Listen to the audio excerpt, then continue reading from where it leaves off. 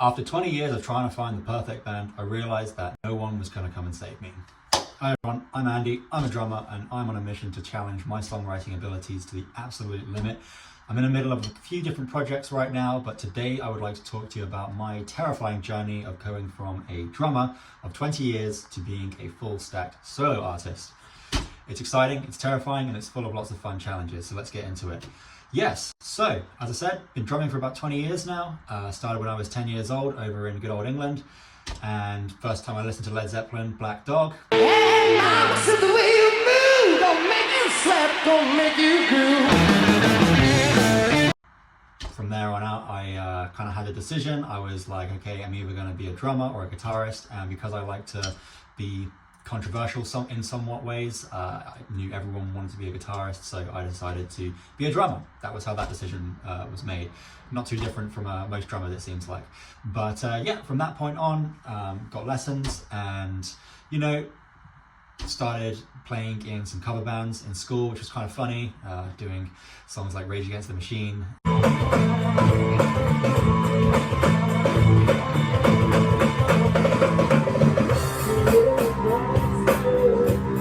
And stuff like that. And that was pretty much it for most of my teens. I was in a kind of a musical town, but really wasn't a lot of options. There wasn't like none of my friends really wanted to be in a band. I didn't really come across many people that were like really serious about doing the same thing that I wanted to do.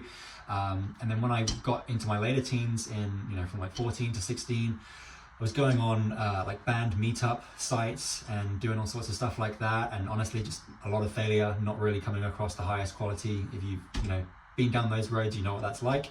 Really, just stories of meeting up with guys on there that were, in their 40s, and just like these dreadful situations where they were doing cocaine and I was just there to like actually be serious about music. So terrible situation from there on out. Later on in my later teens, around about 18 to 19 years old, I decided to move to Vancouver, Canada. And that was because I was born in Canada, in Vancouver, always dreamt of going back over there, just such a beautiful place, definitely recommend checking it out.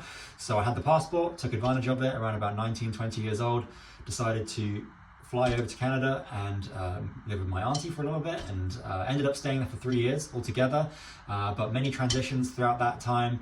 I remember I was just going to live music events, was going on Craigslist and trying to find some music projects through there.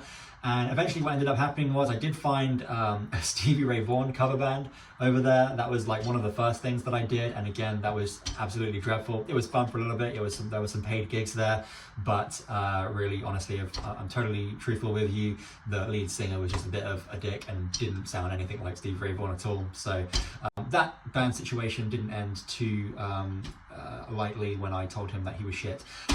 So anyway, after that, an old drum teacher of mine when I was living in Vancouver of 13 years old, I reconnected with him, and he connected me with a band that was looking for a drummer. They were called Damsel, and they're still going today. Lads, if you're watching, hi, what's going on? Keep up the good work. They were kind of like a hair metal band, so I don't know, it kind of felt like I was in a Motley Crue cover band, really, but they're really great, much respect for them. And, we did some tours around Canada. It was great. I will say though, personally for me, it wasn't the band that I knew that I wanted to stick with long term, just, I guess vibe fit wise, wasn't exactly what I was looking for. It was great, lots of fun, had a great time, but wasn't exactly the band. It wasn't my Led Zeppelin that I was looking for, but good times. And also as well, ended up meeting a dude at a petrol station one time, and we kind of just had a chit chat. He told me he was a musician, he was in a band. Ended up seeing his band Ilakuda in Vancouver there, and they were kind of like indie vibes, if you will, maybe more in like the Mac DeMarco kind of realm. They were great. Stayed friends with the guy for a couple of years, and ended up being a drummer in the band later on down the line once it kind of got rearranged a little bit. And that was really fun. I would say that was closer to what I was looking for, but it just seemed like at the time the general collaboration of artists wasn't really, not everyone was on the same playing field, like sticking to it, being serious and showing up and wanting to go the distance. So that was Vancouver, basically. It was great, had some good experiences, nothing necessarily life-changing, but, making some progress going along there. And around about the age of 23, I started doing a very strange job, which is probably a conversation for another day, but ended up becoming a men's dating coach. And yeah, 23-year-old teaching 60-year-olds and 30-year-old virgins how to go out there and speak to women and get girlfriends and all of that, which is hilarious because I'm still struggling with my dating life and absolutely clueless of women. In fact, they terrify me. But anyways, still get messages today from guys telling me, thank you for helping me so much. I'm married, I have kids now. And I'm like, great, I can't even get a date. But anyways, ended up doing that and was working with an American company at the time who was doing that. Did a bit of traveling down in South America with them and eventually ended up moving to New York City in America to live closer to the two owners. They were brothers at the time that lived there. That was a great experience. Ended up living in New York for about 2 years and kept on the music journey. I was going to live music events there, and one thing I regulared at quite frequently for a little bit was a place called New Blue, which was kind of like a world music live music place. And they had this thing called Producer Mondays, which was a fun time. I enjoyed it for a little bit.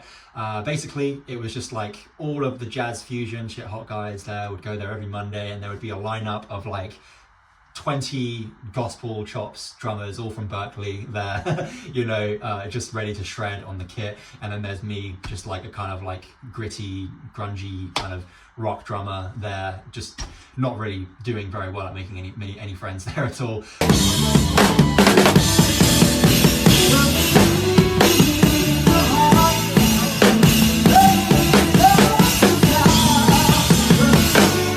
But so it was almost impossible to get on the kit there, and every time that I did, I would probably last about 30 seconds before the lead guy would just pull me off because I just honestly was just not a vibe match. They were all jazz fusion, Berkeley gospel chops guys, and I was just there trying to find a band.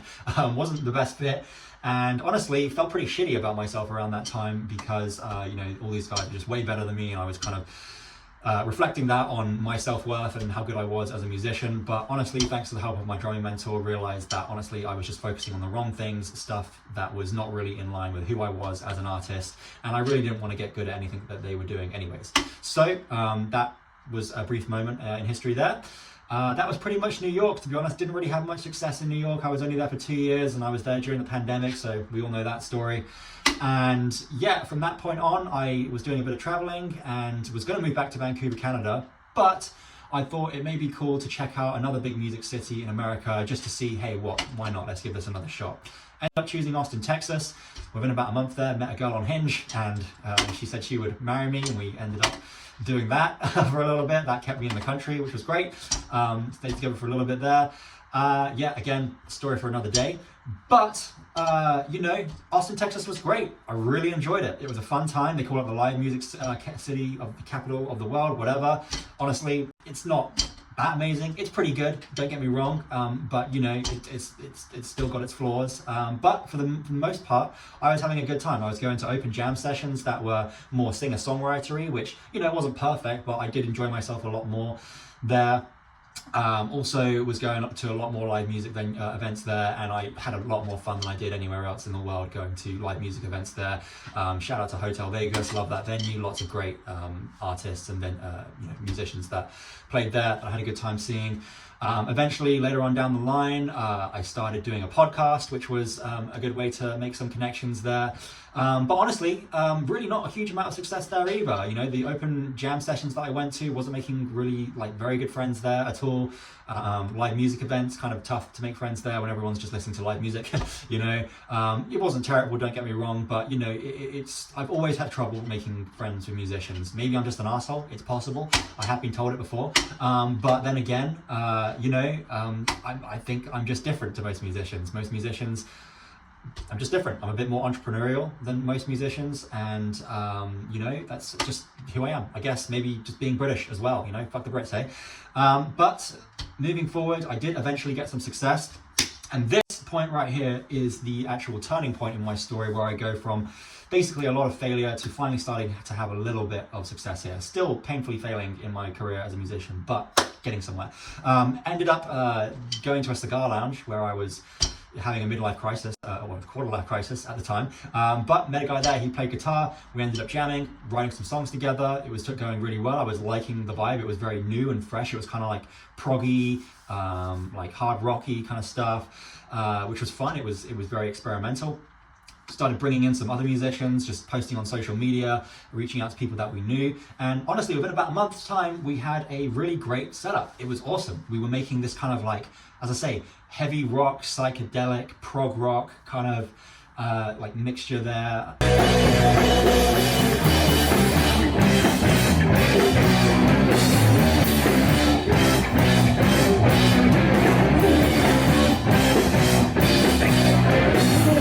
It was really fun. We wrote about 15 songs together over the year that I was with them, and got along great with them all. It wasn't perfect. There was maybe a little bit too much drinking on with some of the guitarists, but hey, no judgment. It's all good. I've been there myself. Yeah, it was good. We did some live shows. We were gonna record an album together, but towards the end of the year, I realized that it wasn't for me, which is hilarious because for the last 20 years, I had been ruthlessly traveling around the world trying to find the band. Finally found a pretty decent band. It wasn't, I felt like I was pulling the weight a lot, but it was a good band nonetheless.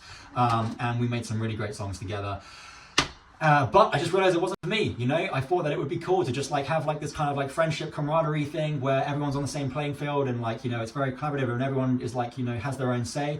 But I realized something about myself is that I am very much a leader in a sense, and I know what I want, I know where I want to go, I'm a visionary, and that is kind of a tough personality trait to have in an environment where, everyone's trying to, kind of be on the same playing field kind of thing. So I really felt that I knew what I wanted to do, and I felt like there was a lot of kind of tug and pull between ideas, and also I felt that my commitment level and seriousness with the level of musicianship that I wanted to present and put into my work wasn't being met. Don't get me wrong, they were all great musicians and they all put in the work, but I'm just kind of a bit of a maniac and I want to be on like a different level. So it's just tough to have people that are on the same level as you with that. So that was pretty much it.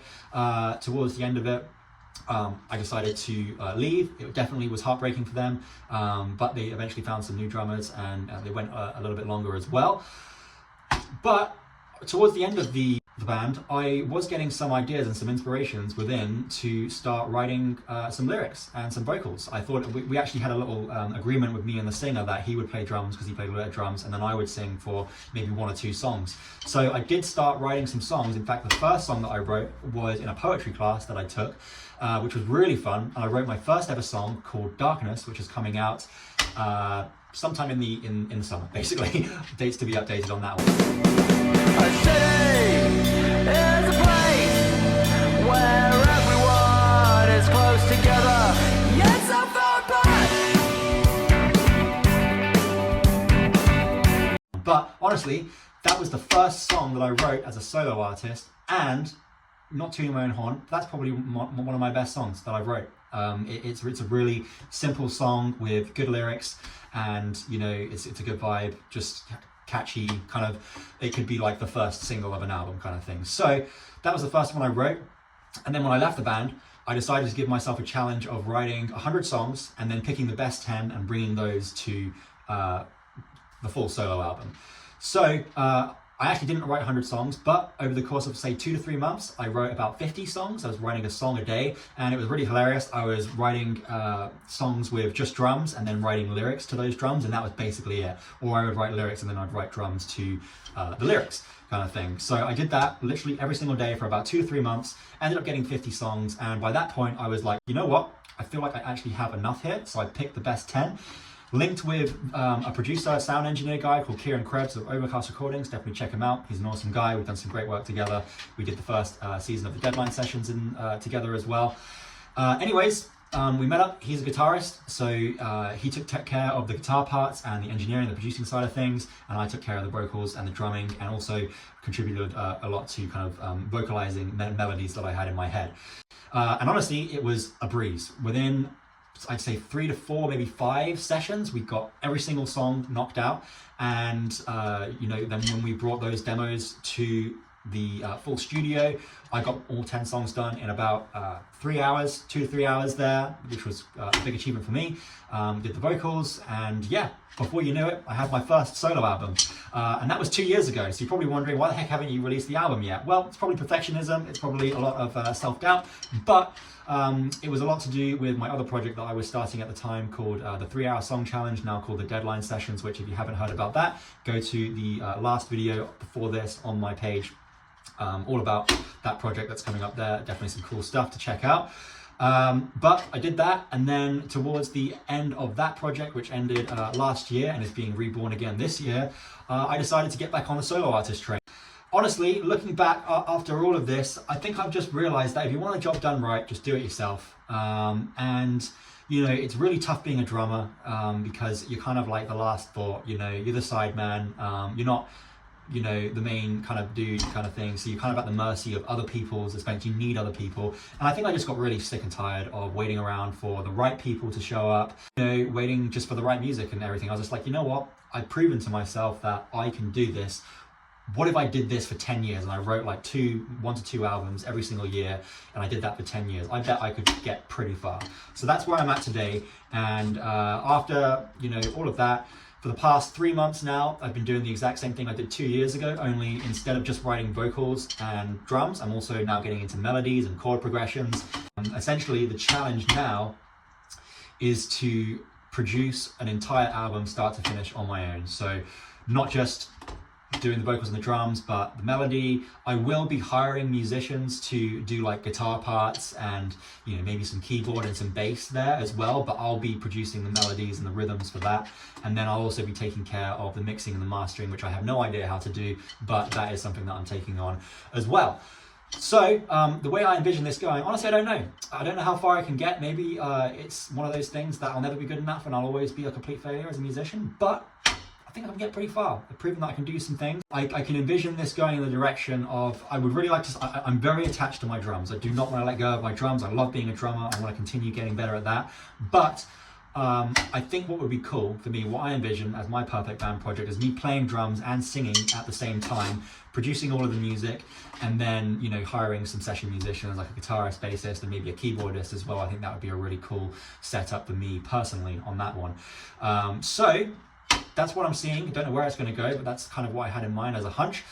If you want to see my journey as I go along this path of evolving from being a drummer to a frontman, as I say, absolutely terrifying journey, but it's one I'm committed to, then please do subscribe to the channel. If you've gotten any value, any inspiration out of this, I don't need your money. I just need, you know, if there's one thing that you can do to you know, pay it forward, it's subscribe to the channel. Would really appreciate that. That's pretty much it. We'll close it out for today. The next video I'm thinking to do is a bit more on my songwriting process and how I produce music without knowing any other instruments other than drums. That's really quite an interesting process that I go through. That's very cheap and budget friendly, and just kind of like raw bones, like getting the ideas out and just pumping ideas out day in, day out. So I'd love to share that with you on the next video. But yeah, as I say, subscribe, really appreciate you. Catch you in the next video.